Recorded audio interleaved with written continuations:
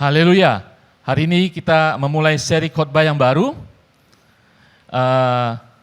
Berapa banyak yang suka binatang?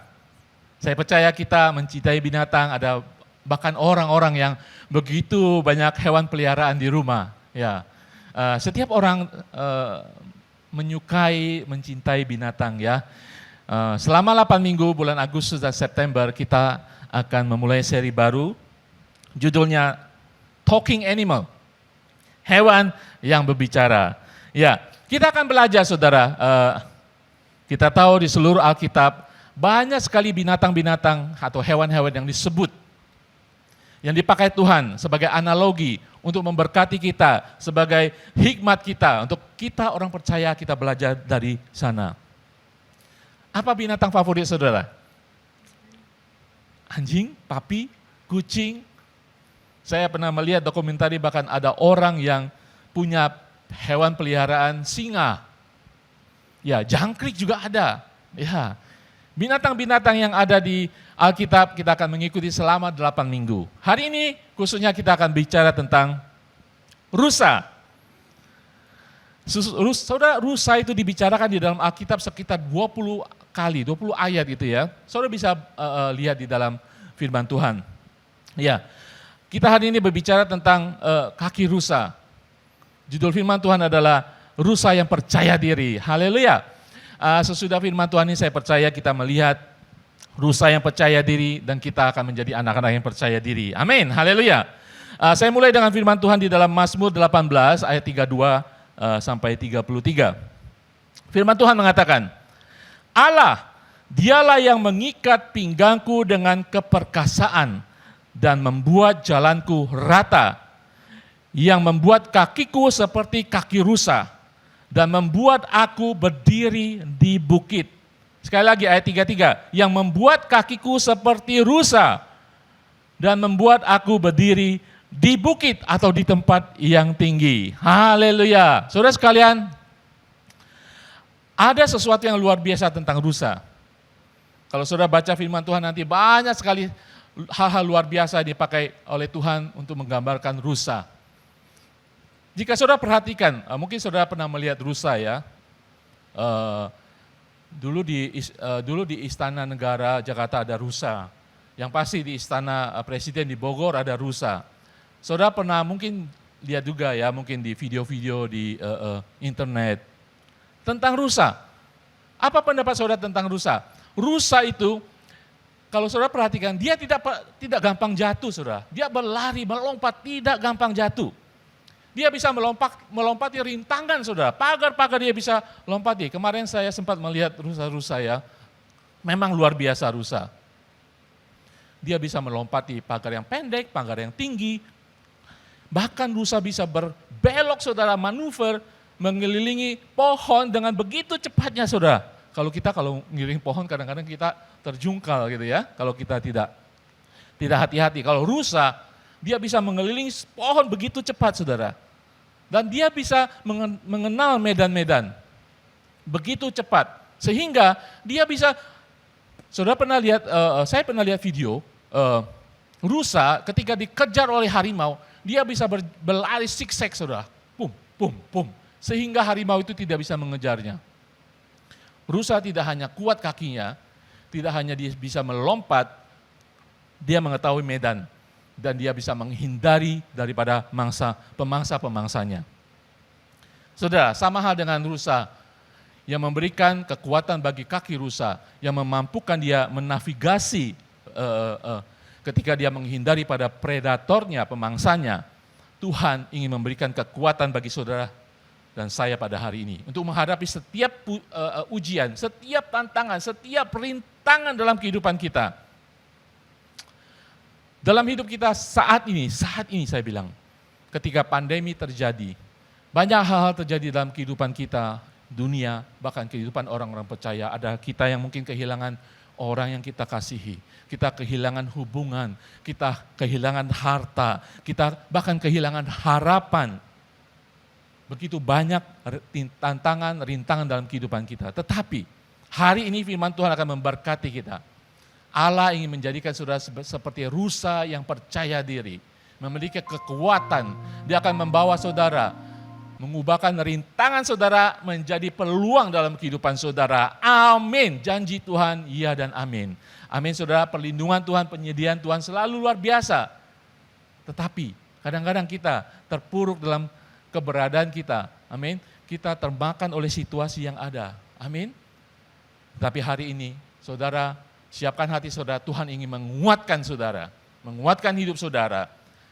Iya, Pastor Ari, iya banyak firman Tuhan mendatangkan semangat, menguatkan, tidak hanya sampai situ saudara. Hari ini firman Tuhan saya percaya ketika saudara percaya dengan iman, tidak hanya memberikan dorongan buat saudara, tetapi akan memberikan pengalaman hidup saudara, mengalami kekuatan dari Tuhan. Siap-siap saudara, saya percaya hari ini atau hari esok, minggu besok, Tuhan akan memperbaharui kekuatan kehidupan saudara. Memperbaharui saudara apapun yang terjadi dalam kehidupan saudara saat ini. Hari ini kita akan belajar dari seorang hamba Tuhan, Nabi Habakuk. Haleluya. Saudara tahu kitab Habakuk tidak banyak, maka disebut minor prophet, nabi kecil, karena tulisan memang tidak banyak. Latar belakang daripada Nabi Habakuk, pelayanannya, pada saat itu Habakuk begitu susah hati. Secara pribadi, secara nabi dia bersusah hati. Karena saudara, pada saat itu Yehuda, bangsa pilihan Allah, mengalami kemunduran spiritual. Menyembah berhala, melakukan banyak kejahatan. Sehingga terjadi malapetaka atas bangsa ini. Dan Nabi Habakuk seperti kita semuanya, secara pribadi walaupun dia dipakai Tuhan luar biasa, walaupun dia mendengarkan suara Tuhan, tetapi secara pribadi, secara manusia, dia bersusah hati. Saudara tahu apa yang menjadi kesusahan Nabi Habakuk yang juga menjadi kesusahan kita pada saat ini? Kita tahu janji Allah, tetapi kenyataan yang kita lihat. Jadi Nabi Habakuk itu susah sekali bisa memikirkan apa yang dipercaya dia tentang Allah, dan dengan apa yang dilihatnya pada saat itu. Dia tidak mengerti apa itu rencana Allah. Dia tidak mengerti mengapa Tuhan mengizinkan malapetaka terjadi atas bangsa Yehuda pada saat itu. Sehingga dia bertanya, mengapa? Saudara pernah bertanya mengapa? Mungkin saat ini saudara bertanya, mengapa Tuhan ini terjadi padaku? Mengapa Tuhan badai ini belum berlalu? Setiap kita pernah bertanya hal-hal seperti itu. Dan kita tidak pernah bertanya ketika hal-hal baik terjadi dalam kehidupan kita. Kita mengharapkan berkat Tuhan selama-lamanya. Tetapi saudara, ada hal-hal masa-masa dalam kehidupan kita ketika kita tidak melihat janji Tuhan. Kita mengatakan, saya tidak mengerti rencana Tuhan. Bahkan Habakuk mengatakan di dalam Habakuk 1 ayat 2 dan 3, Habakuk 1 ayat 2 dan 3, ini awal daripada kitab Habakuk, saudara. Dikatakan, berapa lama lagi Tuhan? Saudara pernah menanyakan itu? Berapa lama lagi Tuhan? Saudara, kita pernah menanyakan. Dikatakan, aku berteriak, tetapi tidak kau dengar. Aku berseru kepadamu, penindasan, tetapi tidak kau tolong. Ayat 2, mengapa engkau memperlihatkan kepadaku kejahatan sehingga aku memandang kelaliman? Ya, aniaya dan kekerasan ada di depan mataku, pembantahan dan pertikaian terjadi. Berapa lama lagi Tuhan? Dia tidak mengerti, saudara. Tidak teli, tidak ada hubungannya janji Tuhan. Memberkati, janji Tuhan, ya dan amin kita sering kata, tapi kita melihat kenyataan begini.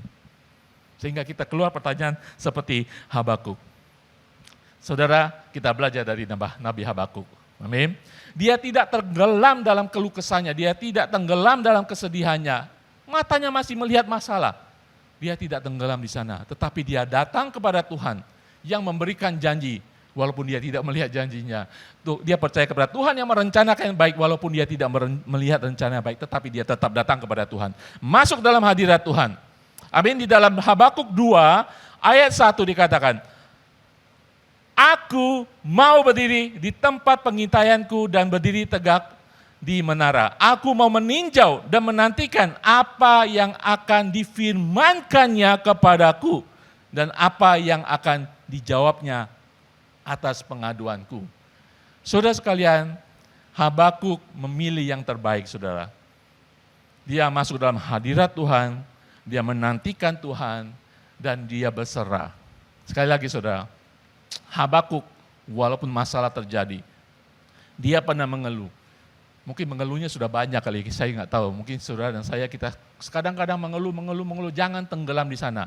Seperti Habakuk, dia datang kepada hadirat Tuhan, dia menantikan Tuhan dan berserah kepada Tuhan. Saudara sekalian, kita harus membuat pilihan. Kita harus membuat pilihan. Habakuk membuat pilihan datang ke hadirat Tuhan, tetapi kemudian dia bisa merasakan hadirat Tuhan dan kemudian dia merasakan kekuatan yang diperbaharui, saudara. Itulah kita, saudara. Kita punya Tuhan yang selalu memberikan kepada kita walaupun masalah masih terjadi, walaupun kita masih menghadapi rintangan pada hari esok. Amin. Saudara lihat tadi, berapa lama lagi Tuhan akan menjadi puji Tuhan. Amin. Dalam kehidupan saudara, ketika saudara bertanya berapa lama lagi Tuhan, saya percaya hadirat Tuhan, kekuatan Tuhan akan mengubahkan saudara. Saudara akan berkata, puji Tuhan, haleluya, amin. Berapa lama lagi menjadi puji Tuhan. Tapi saudara harus mulai dengan membuat pilihan datang kepada Tuhan. Lihat saudara, di Habakuk 3 ayat 17-19 mengatakan, Habakuk 3, 17-19 mengatakan, ayat 17 saudara baca. Apakah semua masalah sudah habis dari ayat pasal yang pertama, sekarang pasal yang ketiga, udah mau habis ini pasalnya, ayat-ayatnya. Masalah masih terjadi. Saudara tahu bahwa, kita baca dulu ayat 17. Sekalipun pohon ara tidak berbunga, pohon anggur tidak berbuah, hasil pohon zaitun mengecewakan, sekalipun ladang-ladang tidak menghasilkan bahan makanan, kambing domba terhalau dari kurungan dan tidak ada lembu sapi dalam kandang. Saudara, perhatikan saudara. Masalah masih ada, fakta masih ada. Setelah dia berkeluh kesah, dia menantikan Tuhan, dia tetap fakta masih ada. Pada zaman itu saudara, cuma ada dua bisnis. Bisnis perkebunan dan bisnis peternakan. Dan semuanya tidak ada hasilnya, semuanya hancur lebur. Bisnis semuanya hancur lebur. Mungkin zaman modern ini kita banyak sekali bisnis ya, banyak sekali usaha-usaha. Tapi kenyataan yang ingin Nabi Habakuk katakan, tidak ada, semua tidak ada. Kosong, krisis ekonomi pada saat itu. Tetapi ayat berikutnya mengatakan, namun aku akan bersorak-sorak di dalam Tuhan, beria-ria di dalam Allah yang menyelamatkan aku. Sekali lagi kita bacakan, namun aku akan bersorak-sorak di dalam Tuhan, Yahweh, dan beria-ria di dalam Allah, Elohim, yang menyelamatkan aku. Wah, luar biasa saudara. Dia melihat kenyataan, tapi dia memutuskan bahwa dia akan beria-ria, bersorak-sorak di dalam Tuhan Allah. Dari berapa lama lagi Tuhan, Nabi Habakuk diubahkan menjadi bersorak-sorak dan beria-ria ketika dia datang kepada Tuhan. Amin. Saudara, ketika kita memutuskan untuk datang kepada Tuhan, Tuhan akan memberikan hati yang bersuka cita dan memuji Tuhan. Amin. The right choice akan membawa kita kepada the true worship. Amin, true praise. Pilihan kita yang benar di dalam Tuhan, datang kepada Tuhan akan membawa kita ke dalam pujian dan penyembahan yang benar kepada Tuhan. Akan kebesaran Allah Yahweh kita. Amin. Ayat berikutnya mengatakan, luar biasa saudara. Dia melihat fakta, dia diberi kekuatan baru, dia memuji Tuhan. Dan terjadilah revelation. Terjadilah fakta yang diperbaharui.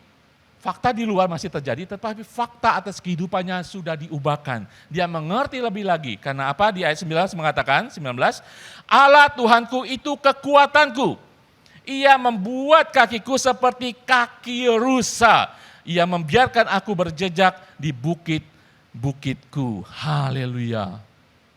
Seperti Mazmur yang tadi kita baca di awal 18, Allah menjadikan kaki kita seperti kaki rusa. Dan menjadikan kita berdiri di tempat yang tinggi. 2 poin yang saya ingin seberangkan pada hari ini, Tuhan membuat kita berdiri kuat. Tuhan membuat kita berdiri kuat. Itu adalah poin pertama. Sekali lagi, Tuhan membuat kita berdiri kuat. Masalah masih ada, saudara. Masalah di depan mata, tantangan masih di depan mata, pandemi masih terjadi, tetapi Tuhan akan memperbaharui kekuatan bagi orang yang beriman yang datang kepada Dia. Amin. Tuhan akan memperbaharui kekuatan dalam kehidupan saudara. Amin. Tuhan tidak serta-merta, saudara sekali lagi dengarkan baik-baik, Tuhan tidak serta-merta menghilangkan masalah dalam kehidupan kita. Tetapi Dia akan mengubahkan kita dari dalam. Amin. Seperti halnya Habakuk, fakta masih terjadi, tetapi dari dalam Habakuk diubahkan, dia bersukacita dan dia yakin Tuhan adalah kekuatannya. Amin. Kekuatan yang sama akan diberikan kepada saudara dan saya ketika kita beriman dan datang kepada Tuhan. Amin. Dan ketika kekuatan itu datang, kita boleh berkata segala perkara. Filipi 4 ayat 13 mengatakan, segala perkara dapat kutanggung di dalam Dia yang memberi kekuatan kepada aku. Amin, haleluya. Saudara, kaki saudara akan kuat seperti seekor rusa. Amin, saudara akan menghindari segala masalah dalam kehidupan saudara. Saudara akan cekatan, saudara, Tuhan akan memberikan, saya percaya Tuhan akan memberikan solusi-solusi baru ketika saudara sungguh-sungguh melekat kepada Tuhan. Tuhan akan memampukan saudara punya imajinasi baru, punya hal-hal yang baru dalam kehidupan saudara karena kekuatan itu sudah diperbaharui. Di dalam Yesaya 35 ayat 6 mengatakan, pada waktu itu orang lumpuh akan melompat seperti rusa. Haleluya, tidak hanya sudah dikuatkan. Mungkin dalam kehidupan kita, rohani kita lumpuh saat ini. Pengharapan kita lumpuh. Tuhan akan membuat saudara melompat seperti rusa. Amin, haleluya, haleluya. Saudara tahu bahwa ada satu tipe rusa, dikatakan rusa ekor putih, ekornya putih ya. Saudara tahu rusa itu bisa melompat sampai 4,5 meter tingginya, saudara. 4,5 meter tingginya, sekali lompat saudara, melampaui pagar. Saudara akan melompati semua rintangan dalam kehidupan saudara. Amin. Dan saudara akan berdiri seperti seekor rusa yang percaya diri. Saudara akan menjadi anak Allah yang percaya diri di dalam Tuhan yang menguatkan saudara. Amin. Sehingga saudara bisa berkata, segala perkara dapat kutanggung. Haleluya. Haleluya. Poin kedua ingin saya seberangkan. Tadi poin pertama adalah Tuhan membuat kita berdiri kuat. Poin kedua adalah Tuhan membuat kita berdiri di tempat tinggi. Oh haleluya. Saudara sekalian, tempat tinggi berbicara tentang hadirat Tuhan. Tempat tinggi berbicara tentang tempat-tempat di mana saudara pernah hiking, saudara. Hiking itu nggak gampang, saudara ya.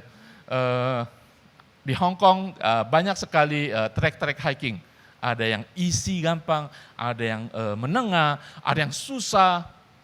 Susah itu tingkat kemiringannya bisa sangat terjal. Ya, saudara sekalian, ketika saudara hiking susah, saudara. Saudara mengeluh, saudara mungkin marah-marah, gimana sih ini nggak sampai-sampai gitu ya. Kalau kita hiking, ada beberapa yang suka mengeluh. Tetapi ketika saudara sudah mencapai puncak, saudara lupa kesusahan saudara. Saudara menikmati pemandangan saudara. Saudara berada di atas kota Hong Kong. Seakan-akan saudara berada di atas dunia ini. Itulah Tuhan ingin membuat kaki saudara berdiri di tempat tinggi kehidupan rohani saudara. Amin. Saudara tahu, ini yang saya selalu percaya, saudara. Kita percaya manusia, kita ada roh, ada jiwa, pikiran, dan ada tubuh kita. Saudara mau bagian mana dari 3 hal ini yang memimpin saudara? Kalau tubuh saudara yang memimpin, keinginan saudara, dia akan membawa runtuh roh saudara. Dia akan membawa runtuh karakter saudara. Ketika jiwa, pikiran saudara yang memimpin ketiga hal dalam keberadaan saudara, dia akan membuat saudara jatuh dan runtuh dengan keinginan, desire saudara, emosi saudara, dia akan membawa saudara runtuh dan gagal dalam kehidupan saudara. Tetapi sebagai umat Tuhan, saudara harus menjadikan roh saudara sebagai pemimpin saudara. Dia akan memimpin jiwa saudara, pikiran saudara, memimpin tubuh saudara. Keinginan saudara, mata saudara, bibir saudara, telinga saudara. Dia roh yang memimpin. Hari ini firman Tuhan mengatakan Tuhan membuat kita berdiri di tempat yang tinggi. Saudara akan dibimbing berjalan bersama Tuhan ke tempat yang tinggi. Kehidupan rohani yang naik lagi. Kita tahu dalam Mazmur 18 ayat 33 tadi mengatakan yang membuat kakiku seperti rusa dan membuat aku berdiri di bukit di tempat yang tinggi. Allah ingin saudara dan saya anak-anaknya tidak berjalan dalam dunia yang rata. Dia ingin membawa kita tinggi seperti rusa yang bisa dengan kekuatan kakinya, dengan keseimbangannya Tuhan akan memampukan saudara dalam permasalahan saudara, rintangan saudara, saudara naik dalam bimbingan Tuhan bersama dengan Tuhan sampai ke tempat yang tinggi, yaitu hadirat Tuhan. Nah, membuat kehidupan roh saudara semakin naik lagi. Haleluya. Saudara sekalian, saya akan tutup firman Tuhan ini. Rusa yang percaya diri. Saya harap firman Tuhan, bacaan kita hari ini, membuat kita menjadi lebih percaya diri. Tantangan ada, masalah ada. Pandemi terjadi, seluruh dunia, siapa bisa menghindar daripada itu? Tidak ada. Tidak ada. Secara fisik, secara pikiran, kita terpengaruhi. Secara emosi kita terpengaruhi. Saudara sekalian, Allah ingin kita seperti rusa. Dia ingin memberikan kekuatan bagi kaki kita. Dia ingin membawa kita naik ke tempat-tempat tinggi. Saudara, mari kita seperti rusa. Saudara tahu bahwa rusa, dia merindukan air. Kekuatannya akan datang ketika dia meminum air. Air yang jernih, bukan air yang kotor. Mari kita seperti rusa, kita menginginkan air itu, firman Tuhan, kebenaran Tuhan. Bukan air yang kotor, bukan berita-berita dunia yang buruk, bukan nasihat-nasihat manusia, bahkan bukan dengan kekuatan kita. Kita harus seperti rusa yang menginginkan air yang murni, yang bersih itu, yaitu firman Tuhan. Amin saudara. Mari kita buka hati kita. Saya percaya Tuhan akan mengubahkan perkabungan kita, kesusahan kita. Mungkin kita tidak mengerti. Dan mungkin kita tidak akan mengerti. Tetapi kita harus sampai kepada kekuatan Tuhan yang kita mengerti. Tuhan membawaku tinggi di atas pegunungan, di atas bukit-bukit. Karena Tuhan sudah menguatkan kakiku. Tuhan akan membuat kaki saudara berdiri kuat. Tuhan akan membuat kaki saudara berdiri di tempat tinggi. Haleluya.